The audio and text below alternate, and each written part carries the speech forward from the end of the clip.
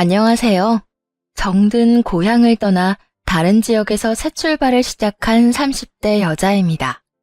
여러 사연을 들으며 문득 이혼할 때의 기억이 떠오르곤 하는데요.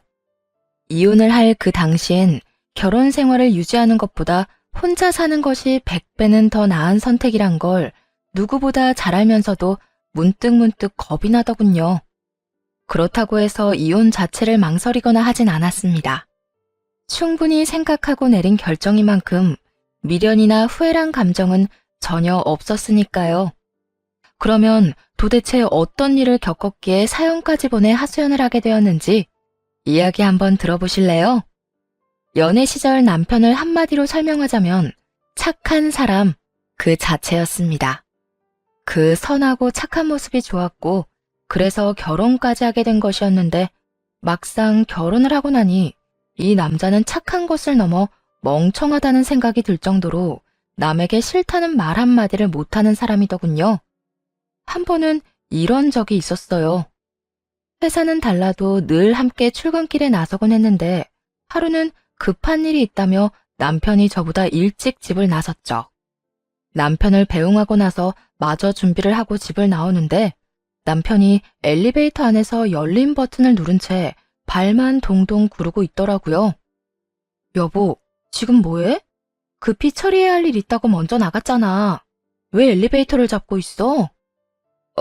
그게 옆집 사람을 우연히 만났는데 휴대전화를 두고 왔다면서 금방 나올 테니 엘리베이터 좀 잡아달라고 해서 기다리고 있었어. 뭐? 당신 나간 지가 언젠데 지금까지 그러고 있으면 어떡해. 이때껏 안 나오면 다른 일이 생겨서 더 늦나 보다 하고 당신 먼저 가면 되잖아. 조금만 더 하다가 이렇게 됐어. 얼른 문부터 닫아. 옆집 사람도 옆집 사람이지만 다른 사람들도 엘리베이터는 이용해야 할 거 아니야. 맞다. 내가 그 생각은 못했네. 아이고, 내가 진짜 당신 때문에 못 살아. 안 된다. 나도 바쁘다. 싫다. 그 말이 그렇게나 힘들어? 꽤, 좀 그렇긴 해. 무리되지 않는 선에선 돕는 게 마음이 편하기도 하고 말이야.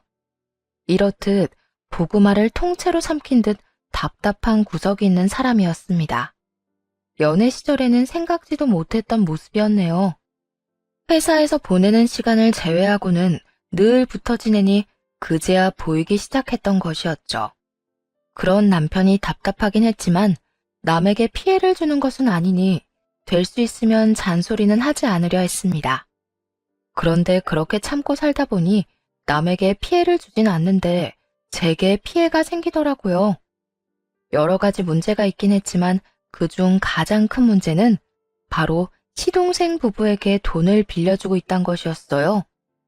시동생은 남편의 하나뿐인 동생으로 집에선 아픈 손가락으로 여겨지고 있었어요.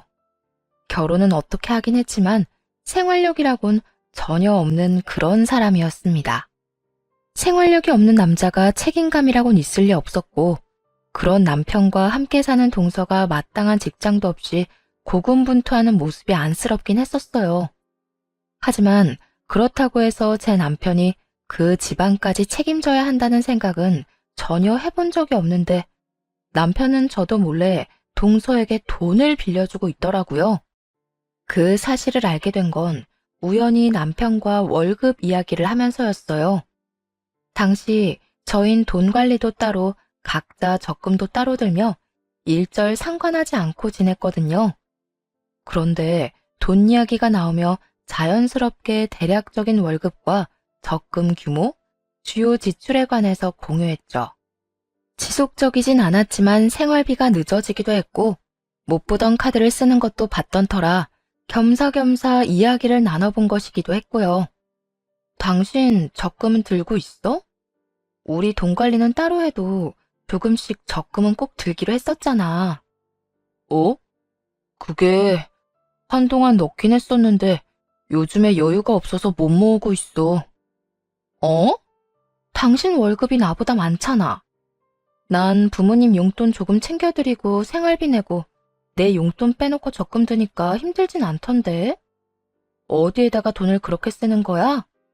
혹시 당신 주식 같은 거에? 아니, 그런 건 아닌데.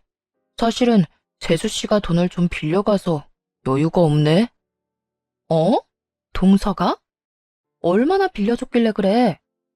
거의 50만 원씩은 매달 빌려가고 부족하면 좀 더 말할 때도 있고 말이야. 뭐? 그러니까 매달 50만 원씩 빌려간다는 말이야? 그 돈을 갚기는 해? 아니, 나도 굳이 달라는 말한 적 없기도 하고 워낙 힘든 거 아니까. 달라고 하기도 그렇더라고. 그렇다고 안 빌려주기엔 내 마음이 불편하고 말이야. 시부모님들에게 용돈 준다는 이야기는 많이 들어봤어도 동생 와이프에게 생활비를 대주고 있다는 이야기는 처음이었죠. 그것도 서방님이 사정사정해서 빌려가는 것도 아니고 동서가 남편에게 직접 연락해 매달 돈을 뜯어가고 있다 하니 황당하더라고요. 거기에다 50만 원이 끝이 아니었고 부수적으로 10만 원씩, 20만 원씩 빌려간 금액도 적지 않은 금액이었더라고요. 시댁이나 저희나 부유한 것도 아니었고 지금 버는 돈으로 저희 앞날만 생각해도 넉넉하지 않은 살림인데 무슨 생각으로 돈을 퍼다 주고 있는 것인지 이해도 되지 않았네요. 지금 그걸 말이라고 해? 여보, 우리 형편도 그리 넉넉하지 않아. 지금 우리 형편엔 부모님들 챙기는 게 마지노선이라고. 그래서 당신 생활비 늦게 주거나 아예 못 주던 달도 있었던 거야? 동선에 도와주느라 그렇게 된 거 맞냐고. 계획에 없던 현금이 나가게 되니까 나는 카드를 쓰게 되고 카드 쓰다 보니까 또 현금이 필요하고 월급 들어와서 급한 거 다 내고 나면 또 재수 씨가 돈 빌려달라고 하니까 악순환이 반복되더라고. 그러니까 지금 이 카드 저 카드 쓰면서 돌려막기도 한다는 거네? 어쩌려고 그래? 이러다 서방님네보다 우리가 더 큰일 날 수도 있다고. 나도 알긴 아는데 재수 씨가 힘들다고 부탁하는데 어떻게 안 된다고 해. 재수 씨가 저렇게 싫은 소리하고 다니는 것도 다 내 동생 때문인데. 그렇게 생각하니까 차마 입이 안 떨어지더라. 내가 진짜 당신 때문에 미쳐. 아무리 사람이 착해도 안 되는 건 안 된다고 해야 할 거 아니야. 당신 마음 이해 못하는 건 아닌데 앞으로 안 된다고 딱 잘라 말해. 당신이 못할 것 같으면 내가 말할 테니까 지금 말해. 아니야. 내가 알아서 할게. 다른 건 몰라도 거짓말은 하지 않는 사람이라 믿었죠. 그런데 남편의 월급날을 기점으로 괜히 눈치를 보는 것이 어쩐지 수상하더라고요. 부르면 깜짝깜짝 놀라기도 하고 대화를 피한다는 느낌마저 들 때도 있었어요. 워낙 티나게 군이 모른 척하기도 힘들더군요. 그래서 남편이 도망가지 못하게 안방에 붙잡고 앉아 추궁을 하기 시작했습니다. 여보, 바른 대로 말해. 나한테 숨기는 거 있지? 내가 숨기긴 뭘 숨긴다고 그래? 당신 하는 행동이 딱 나한테 숨기는 게 있는 사람이야. 그러니까 지금 내가 좋은 말로 물어볼 때 말해. 괜히 지금 숨기다가 나중에 들키면 그땐 진짜 수습하기 힘들어진다. 갑자기 남편의 눈동자가 흔들리기 시작하더니 이내 고개를 푹 숙이고 작은 목소리로 사실을 고하더군요. 그게 사실은 재수 씨가 또 연락이 와서 돈 좀 보내줬어. 뭐? 또 50만 원 보내준 거야? 월급날에 연락이 와서 50만 원 보내주고 어제 또 연락 와서 급하다길래 10만 원 또 보내줬어. 아, 내가 딱 잘라서 안 된다고 말하라고 했잖아. 그리고 그런 연락이 왔으면 나한테 먼저 이야기를 했어야지. 그러면 내가 대신 안 된다고 잘 말했을 거 아니야. 나도 당신한테 말할까 고민하긴 했는데 말해봤자 당신은 안 된다고 할 거고 재수 씨는 급하다고 애걸복걸하니까 말할 수도 없었어. 미안해. 당신이랑 한 약속도 어기고 거짓말까지 해서 말이야. 그쯤 되니 남편도 남편이지만 동서에게도 화가 나더라고요. 월급날에 맞춰 연락해 돈을 달라는 것도 동서가 애걸복걸하면 남편이 거절하지 못할 걸 뻔히 알고 매번 돈을 뜯어가는 것이 확실했으니까요. 그것뿐인가요?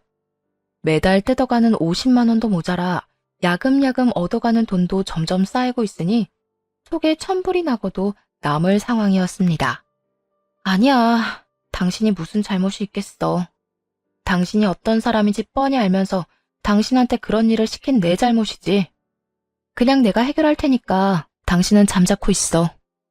아니야, 내가 알아서 할게. 진짜 이번엔 안 된다고 할 수 있어. 아니다, 지금 바로 문자 보낼게. 나도 요즘 힘들어서 더는 돈 못 빌려준다고 말이야. 그래? 그러면 지금 내가 보는 앞에서 보내고 답장 오는 것도 보여줘. 남편은 제가 보는 앞에서 동서에게 문자를 보냈고 동서는 간단하게 알겠다는 답장만을 보내왔어요. 그렇게 일단락 되었다고 생각했는데 그 일은 사건의 시작이었습니다. 남편이 동서에게 문자를 보낸 바로 다음 날 동서는 저에게 연락이 왔더라고요. 형님, 아주버님이 갑자기 돈 없다고 하시는 거 형님이 시키신 거죠? 내가 한 건 맞는데 있는 돈을 없다고 한 건 아니야. 동서도 알다시피 우리도 형편이 좋진 않은데 언제까지 동서한테 돌려받지도 못할 돈을 퍼다 줄 수는 없는 노릇이잖아. 동서 상황도 이해하긴 하는데 우리도 힘들어서 내린 결정이니까 동서가 좀 이해해줘. 아주버님이랑 형님은 두 분 다 직장 생활 하시기라도 하지. 저희는 저도 남편도 변변찮은 직장도 없는 상태라고요. 아무리 힘들다고 해도 저보다 힘들겠어요? 형님, 저 진짜 힘들어요. 아파도 병원 갈 돈이 없어서 그냥 참고요. 밥도 간신히 끼니만 때우면서 지내고 있어요.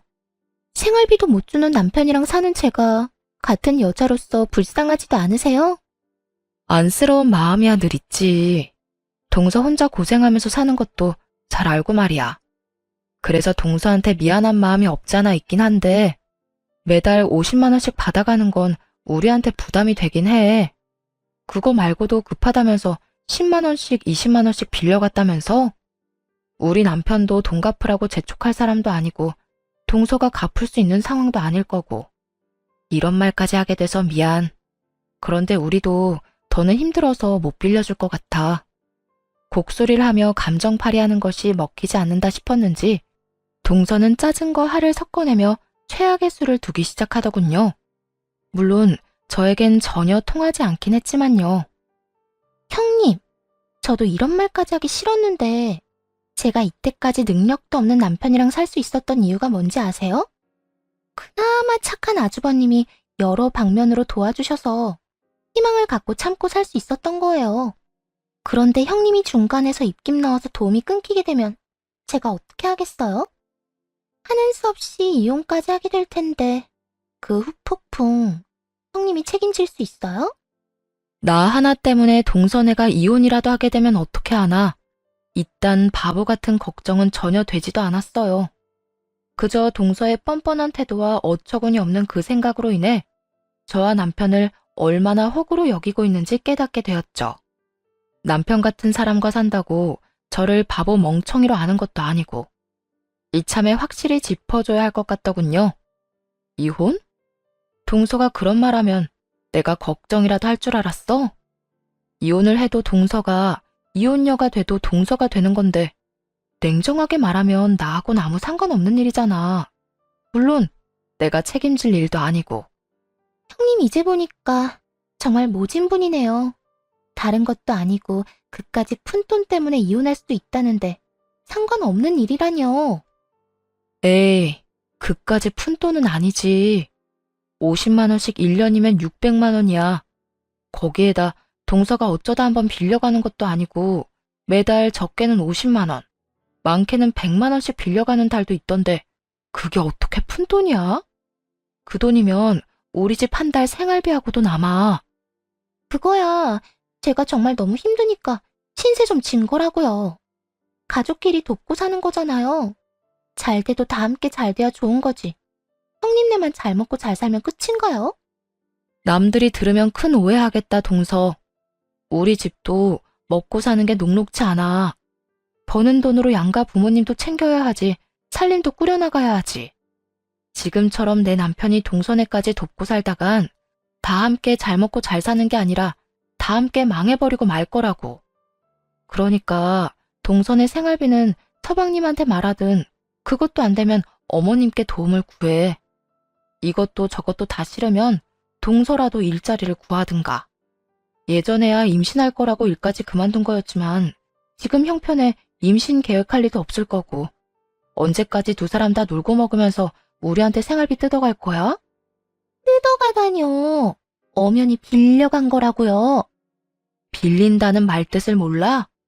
빌려갔으면 다시 돌려주는 것도 있어야 할 텐데 돌려주는 건 없이 계속 받아만 가고 있잖아. 내 입장에선 그걸 빌려줬다고 하기엔 힘들지 않을까? 하여튼 앞으로 나한테나 우리 남편한테 따로 연락해서 돈 이야기 꺼내지 마. 우리도 해줄 만큼 했고 더는 힘드니까. 동서나 저나 기분이 상할 대로 상했지만 하는 수 없는 일이었습니다. 당장은 아니더라도 동서네까지 계속 책임지며 살다간 밑 빠진 독에 물 붓기를 하다 끝나버릴 것이 분명했으니까요. 본전도 못 찾은 동서는 전화를 끊자마자 시모에게 연락해 하소연을 했고 그 화는 고스란히 제 몫이 되었습니다. 넌 무슨 애가 그렇게 냉정하니? 너희는 맞벌이라도 하지. 둘째네는 고정적인 수입이 없어서 먹고 사는 것도 힘든 지경이라는데 조금이라도 여유 있는 너희가 좀 도와주면 되잖아. 이때까진 잘만 도와주다가 갑자기 안 된다고 하는 이유가 도대체 뭐야? 이때까진 제가 몰랐으니까 그냥 넘어갈 수밖에 없었지만 제가 안 이상 더는 그 집까지 먹여 살릴 순 없어요. 동서한테는 이런 말까진 안 했는데 남편 보니까 이때껏 동서네 도와주느라 현금이 없으니 카드 긁고 그 카드값 갚을 돈을 또 동서가 달라고 하니 돌려막기나 하게 되고 지금 서방님네 도와주다 큰일 나게 생겼다고요. 누가 들어도 남 도울 상황이 아닌 것이 분명한데 시모는 콧방귀까지 끼며 대수롭지 않다는 듯 사태를 가볍게 치부하더군요. 다 해결할 수 있으니까 도와줬던 거겠지. 카드 돌려막기도 능력이 되니까 할 수 있는 거다. 내 들어보니까 별것도 아닌 일을 넌 왜 이렇게 호들갑을 떠는 게야?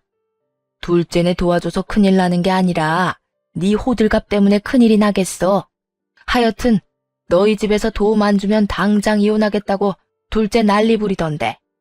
난 내 아들이 이혼당하고 혼자 사는 꼴은 못 본다. 당장 우리 장남한테 말해서 다시 둘째네 도와주라고 해. 그렇게 안쓰럽고 이혼하는 꼴이 보기 싫으면 어머님이 도와주세요. 저는 당장 제 코가 석자라 남편한테 그런 말은 못하니까요. 이런 몹쓸 것 같으니라고. 네가 그런 식으로 나오면 내가 물러설 것 같아? 두고 봐라. 상황이 누구 뜻대로 돌아가게 될지 말이다. 그간 먹고 살기 바빠 시댁 식구들과 이런 식으로 부딪힌 적이 없었던 터라 동서와 시모의 이런 비상식적인 반응이 꽤 당혹스럽더라고요. 둘이 피가 섞인 사이도 아닌데 모녀 사이처럼 똑같이 구는 꼴 역시 어이가 없기도 했죠.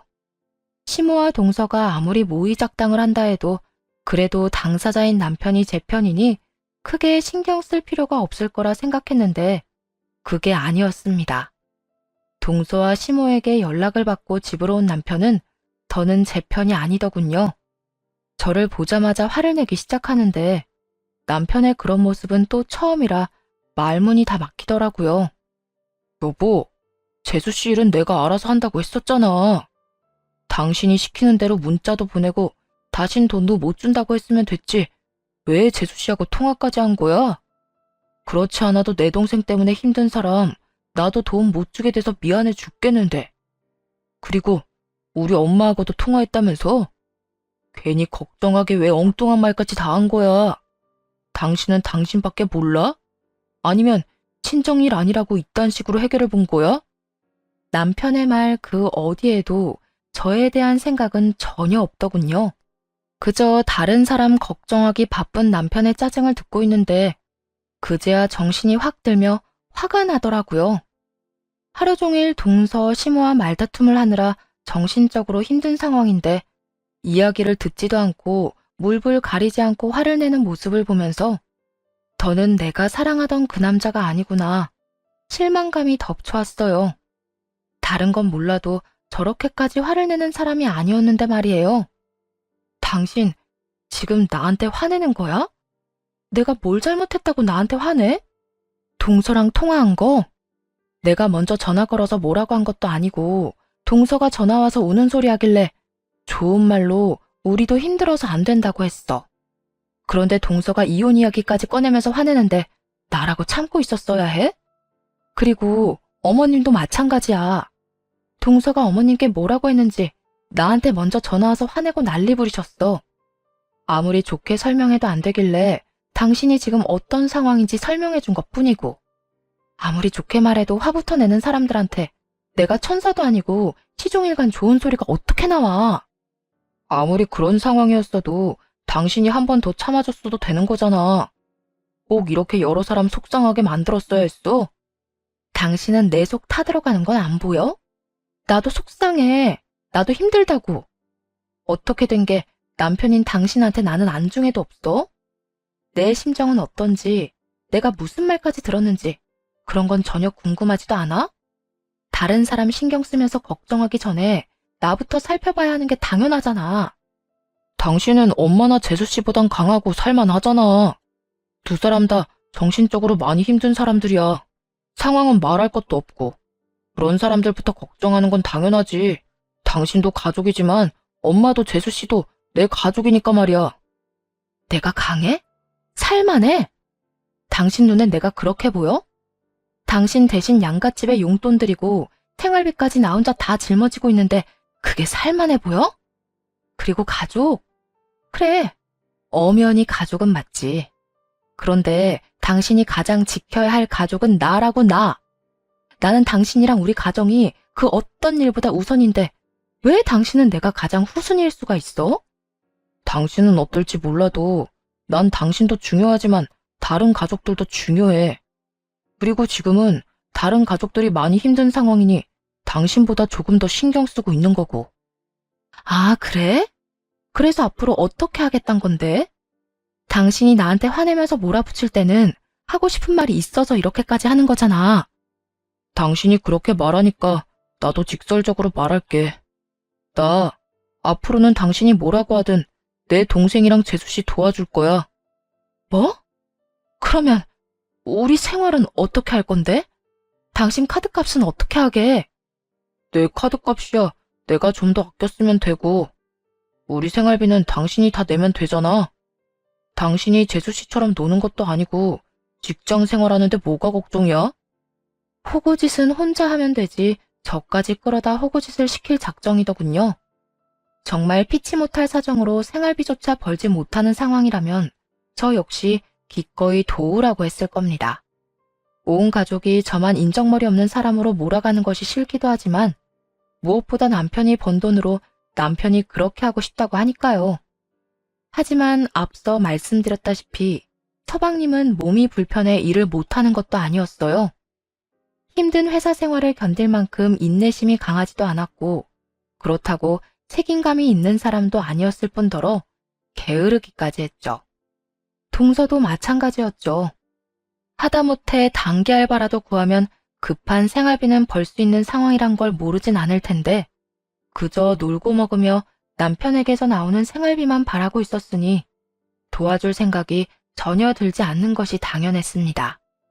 남편도 이런 사실을 전혀 모르진 않을 텐데 그저 불쌍하다며 저의 희생만 바라니 화가 났죠. 한심하기 짝이 없는 남편이 미워지기까지 하더군요. 난 나 혼자 우리 집 생활비 다 감당할 생각 없거든. 그러니까 나한테 그런 헛소리 할 시간에 당신 동생이나 동서한테 일자리 구해서 생활비라도 좀 벌어쓰라고 그래. 사지 멀쩡한 젊은 것들이 언제까지 놀고 먹을 거래? 하여튼 난 분명히 말했다. 앞으로 생활비 빼먹지 말고 넣어. 남편은 끝까지 대답하지 않았고 이렇게 부부싸움은 찝찝함을 남긴 채 끝이 났습니다. 그렇게 남편과 한바탕 하고 나니 화가 사그라지지 않더라고요. 다음 날 전 동서내로 찾아갔고 그곳에서 더 화나는 모습을 보게 되었습니다. 동서는 물론이고 서방님 시모 남편까지 정답게 모여앉아 하하호호 배달 음식을 시켜 먹고 있더라고요. 카드값도 제대로 갚아내지 못해서 시달리고 있는 주제에 한식, 중식, 일식 아주 종류별로 골고루도 시켜줬더군요. 주말 아침부터 말도 없이 나가더니 여기 와 있었어? 왜? 당신 없으면 이 사람들은 밥도 못 먹는 신세래? 이 사람들이라니, 당신 무슨 말을 그렇게 해? 그러면 지금 내 입에서 말이 곱게 나오게 생겼어? 나는 지금 생활비에 양가 부모님들 용돈까지 감당하느라 등골이 휘청하는데 당신이 여기서 이러고 있는 거 보고 내가 화가 안 나게 생겼냐고. 거기에다 당신이랑 나랑 싸운 건 기억도 안 나? 나랑 그렇게 심하게 싸워놓고선 여기서 하하호호 밥이 넘어간다니. 진짜 대단하다 대단해. 당신한테 내가 가족이긴 해? 내가 당신 부인이긴 하냐고. 당신이랑 싸워서 나도 기분이 좋진 않았어. 그런데 내 기분이 안 좋다고 해서 가족들 모인 자리에서 굳은 표정으로 있을 수는 없잖아. 여기 시킨 음식들도 다들 어제 저녁도 못 먹었다고 해서 이것저것 시키다 보니까 이렇게 된 거야. 처음부터 당신만 빼놓고 먹으려고 작정하고 왔던 건 아니었으니까. 괜히 오해해서 분위기 망치지 말고 앉아서 당신도 먹어. 속이 없는 건지 생각이 없는 건지 그쯤 되니 구분도 되지 않았어요. 도끼 눈을 뜨고 보는 그 사람들과 더는 같은 자리에 있고 싶지도 않아서 다른 사람에게 경고하는 대신 남편 놈에게 말을 남기고선 그 자리를 나와버렸습니다. 앞으로 생활비는 무조건 반반에다가 어머님 댁 용돈은 당신이 드려. 당신 카드도 많이 쓴 것 같고 여유도 없는 것 같아서 어머님 용돈은 내가 드리려고 했었는데 지금 보니까 그럴 필요도 없겠네. 앞으로 난 우리 집 용돈만 챙기고 생활비도 딱 절반만 낼 거니까 그런 줄 알아. 그 말만 남기고 바로 집으로 돌아와 버렸고 남편 놈도 상황이 심각하단 걸 눈치챘는지 물이 나게 쫓아왔더군요. 제 팔을 붙잡고 개거품을 물기 시작했지만 신경 쓰이지도 않았네요. 여보, 그게 무슨 말이야. 부모님 용돈은 이때껏 당신이 챙겼었잖아. 그런데 나한테 그걸 챙기라니. 당신 말대로 나 힘든 거 뻔히 알면서 꼭 그렇게까지 해야 했었어? 애초에 당신 부모님은 당신이 챙기기로 했던 거였잖아. 그런데 당신이 계속 깜빡하니까 내가 우리 부모님 챙기는 김에 같이 챙겨드린 거였고 일종의 내가 당신한테 호의를 베푼 거였는데 당신이 그딴 식으로 굴면 나라고 당신한테 계속 호의를 베풀 필요는 없잖아? 그러니까 앞으로는 당신이 알아서 해. 그리고 생활비 잊지 말고. 여보, 진짜 이럴 거야? 이럴 거야. 그러니까 좋은 말로 할 때 들었어야지. 이번에도 동선에 돕느라 생활비 안 주고 무시하면 당신이랑 이혼할 거니까 그런 줄 알아. 이제부터 나는 구경도 못하는 내 남편 돈으로 다른 사람들이 호의호식하는 꼴 못 보니까. 이혼은 싫었는지 남편은 뒷말을 달진 않았고 생활비도 제 날짜에 통장으로 들어오더군요. 남편의 행동도 제가 알던 모습으로 돌아왔고 모든 것이 평소와 같았는데 여전히 느낌이 싸했습니다. 맞은 적도 없는 뒤통수가 얼얼하기도 하고 왜인지 남편의 행동이 수상하게 느껴지기도 했고요. 그런 찝찝한 기분이 드는 것엔 이유가 있을 거란 생각이 들어 홀린 듯이 남편의 휴대전화를 살펴보게 되었습니다. 제 촉이 맞더군요. 여전히 동서는 남편에게 생활비를 받아 쓰고 있었고 남편은 저에게 이런 사실을 숨겼던 것이었죠. 그것도 50만 원보다 큰 돈을 말이에요. 거기에다 늘 동서의 뒤에 숨어 아쉬운 소리를 직접 하지 않던 시동생까지 남편에게 우는 소리를 했는지 남편이 가게까지 차려줬더라고요. 아무리 생각해도 돈이 나올 만한 곳이 없는데 그렇게 큰 돈을 어디서 구했는지 수상했죠. 전 문자 메시지를 계속 살펴봤고 남편이 대출을 받았다는 사실을 알게 되었어요. 저에게는 눈꽃만큼도 발휘하지 않는 대단한 가족애를 동서 부부에게 아낌없이 퍼다붓고 있었더군요. 남편 스스로는 어떻게 생각할지는 모르나 제가 보기엔 그야말로 호구의 본보기였습니다. 그 모든 증거들을 휴대전화로 사진 찍어 남겨두곤 남편에게 이혼을 통보했어요. 우리 이혼하자. 뭐? 이혼? 나 생활비도 잘 주고 있잖아. 그런데 이혼은 무슨 이혼이야? 생활비? 잘 주고 있지. 그런데 그러면 뭐해? 당신 대출 받아서 서방님 가게 차려주고 그 가게 자리 잡을 때까지 두 사람 생활비에 용돈까지 주고 있는 거 모를 줄 알아? 그걸 어떻게, 그 돈 그냥 준 거 아니고 빌려준 거야. 가게 자리만 잡으면 다 갚는다고 했어. 정말이야. 사방님이랑 동서가 그 돈을 갚든지 말든지 난 상관없어. 난 그저 당신이 내가 그렇게 싫다고 했는데도 또다시 나 몰래 그 큰 돈을 두 사람에게 줬다는 그 사실이 용서가 안 되는 거야. 나도 내 나름대로 생각이 다 있어서 그랬던 거야. 언제까지 내가 돈을 줄 수도 없는 노릇이고, 동생 말이 가게만 차려주면 정신 차리고 잘할 수 있다고 하잖아. 재수 씨도 따로 취업할 필요 없이 가게 같이 다니면서 부부가 같이 벌면 금방 일어설 수 있다고 했고, 그래서 나도 생각 많이 하다가 가게 차려준 거야. 당신한테 말할까 고민도 하긴 했었는데 내가 어떻게 당신한테 사실대로 다 말할 수 있었겠어. 고작 생활비 주는 걸로도 그 난리가 났었는데 내가 대출까지 받아서 가게 차려준다고 하면 더 큰 난리가 날 게 뻔하니까 하루 이틀 미루다 보니까 말할 타이밍을 놓치게 됐어. 그래, 눈물 없이 들을 수 없는 이야기 잘 들었고 이혼은 서둘러서 하자. 당신 이야기 들으니까 내가 이혼에 대한 확신이 더 강해졌거든. 내 이야기 똑바로 들은 거 맞아? 나도 앞으로 우리 가정을 위해 그랬던 거라니까. 동생 내가 먹고 살만해지면 내가 계속 도울 필요가 없으니까 그래서 그런 결정을 내린 거라고. 내 말은 다 알아듣고 이혼하자는 거 맞지? 그래, 다 알아들었어. 당신이 얼마나 그 사람들한테 호구지신하고 다녔는지 잘 들었으니까 나랑 이혼하고 남 눈치 볼 필요 없이 멍청한 짓 계속하고 다녀. 길고 긴 남편의 변명에도 제가 아무런 동요도 없자 남편은 설득을 포기했는지 도리어 큰 소리를 치기 시작했습니다. 호구? 멍청한 짓? 그래, 나도 내 돈으로 내 가족 돕는데 당신 눈치 보고 사는 것도 힘들어. 당신이 원하는 그 이혼 해! 하면 될 거 아니야. 그래, 그러니까 얼른 이혼하고 너 하고 싶은 대로 하고 살아. 나중에 돈 떨어지고 상황이 힘들어져도 나 찾아올 생각도 하지 말고. 나한테 이렇게 큰 소리 치던 이 순간을 영원히 잊지 말고 살아. 돈이 왜 떨어져? 나한테 도움받은 내 동생 이제 잘 풀릴 일만 남았거든? 성공만 하면 내가 빌려준 돈 몇 배로 갚아준다고 하는데 내 앞길에 지금보다 더 힘들 상황이 생길 것 같아? 내 미래엔 돈방석에 앉을 날만 기다리고 있다고. 이거 왜 이래? 당신이나 그때 가서 후회나 하지 마. 알겠어? 큰 소리를 떵떵 치는 남편을 보며 속으로 얼마나 비웃었나 모릅니다. 신이 아니기에 모든 앞날을 알 수는 없으나 호구짓만 하다 버림받을 것만큼은 확실하게 알 수 있었으니까요. 그렇게 이혼을 하게 되었고 걱정과는 달리 혼자인 생활에 잘 적응하며 지내고 있었어요. 아니, 오히려 좋더라고요.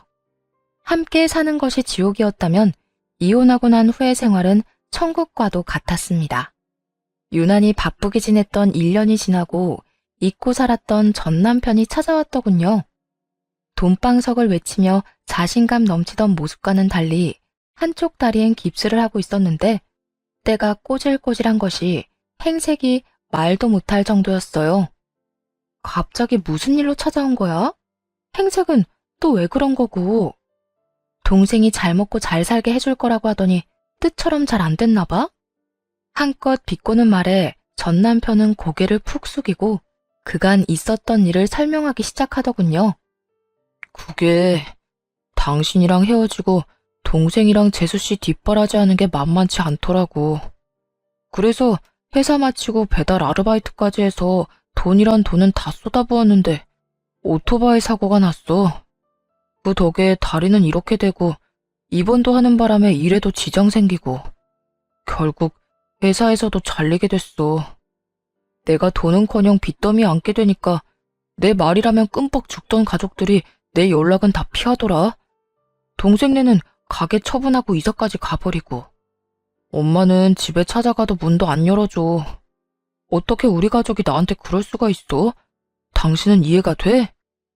저에겐 너무나도 뻔한 결말이었기에 놀랍지도 않았지만 전 남편은 자신이 처한 상황이 도무지 이해가 되지 않는다는 듯 저를 붙잡고 울먹이기 시작했죠.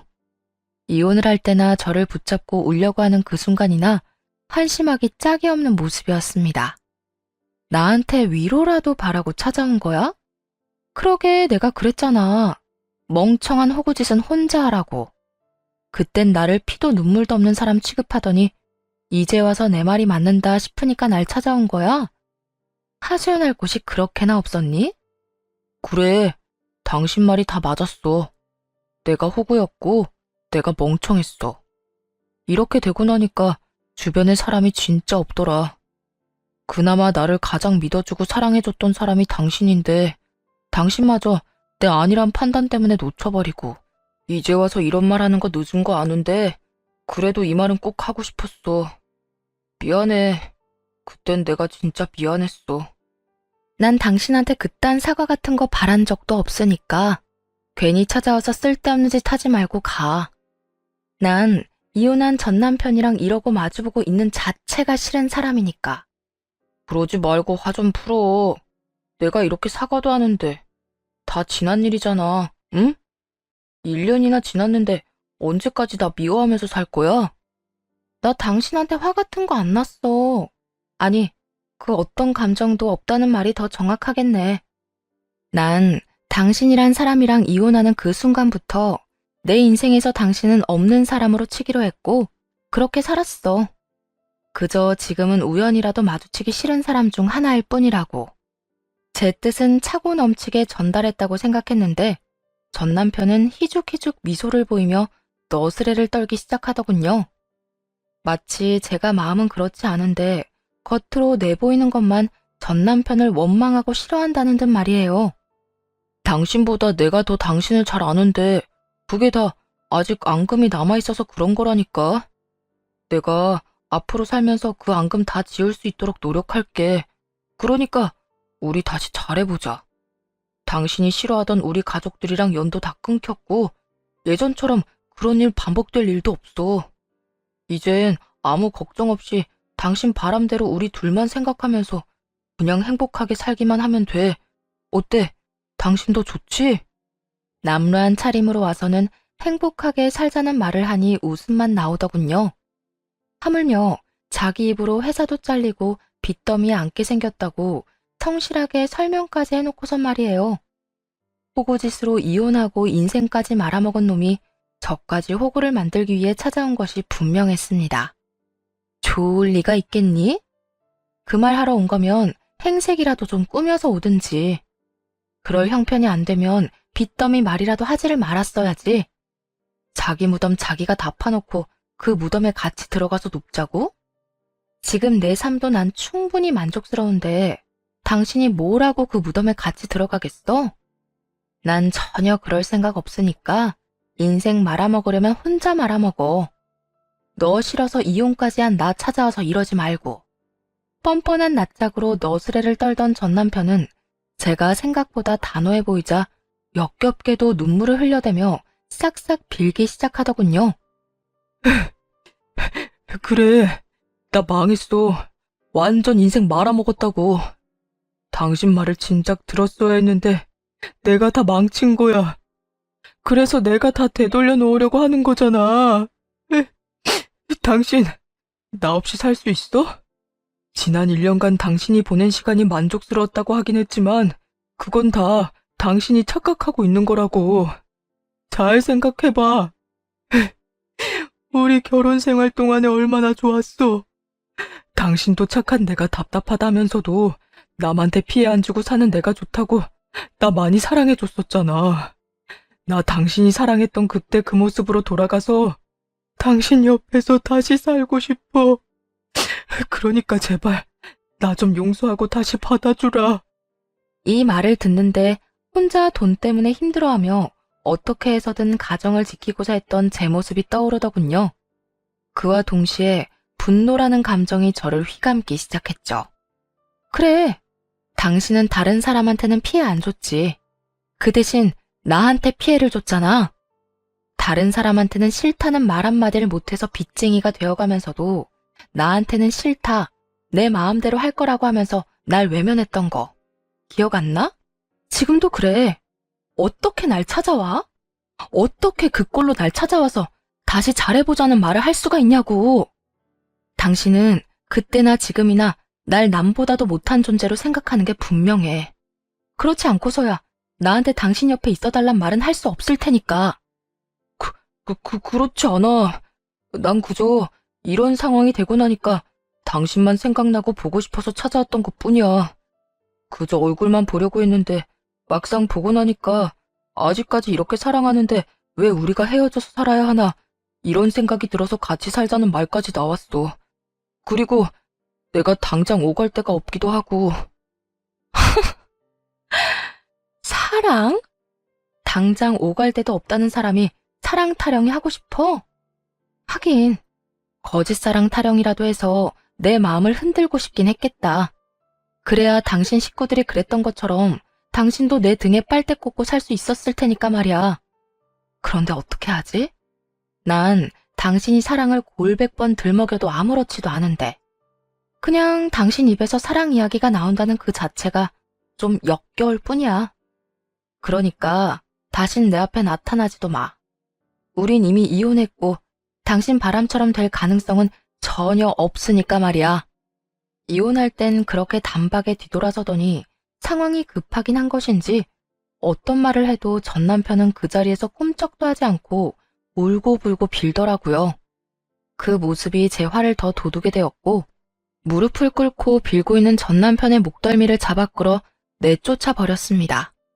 내쫓긴 전 남편은 끝까지 포기하지 않고 문을 두드리며 고함까지 지르더군요. 내가 다 잘못했다니까. 나 진짜 반성하고 있어.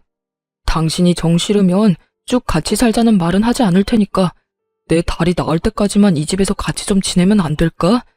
나 진짜 너무 아프고 힘들어서 그래. 내가 당신한테 하는 마지막 부탁이다 생각하고 조금만 지내게 해줘. 어?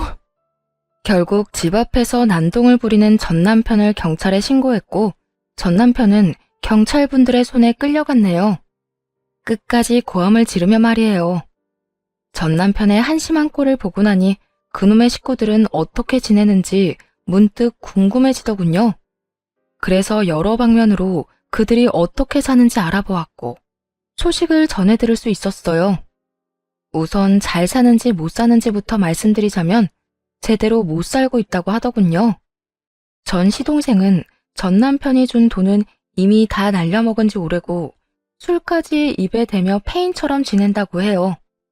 그 모습을 곁에서 지켜보던 동서는 생활비가 없어 주부 대출까지 받으며 남편이 정신 차리길 기다리다가 결국은 버티지 못해 이혼하고 도망갔다고 하더라고요.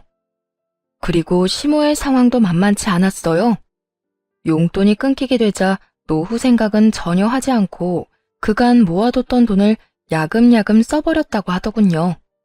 결국엔 그나마 남아있던 작은 집도 처분하고 그렇게 아끼던 두 아들이 빈대 붙을까 걱정이 되어 혼자 아무도 모르는 곳에 쪽방을 얻어 산다고 합니다.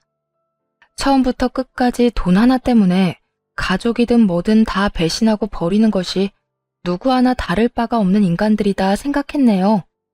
물론 진작 이혼하길 잘했단 생각도 했고요.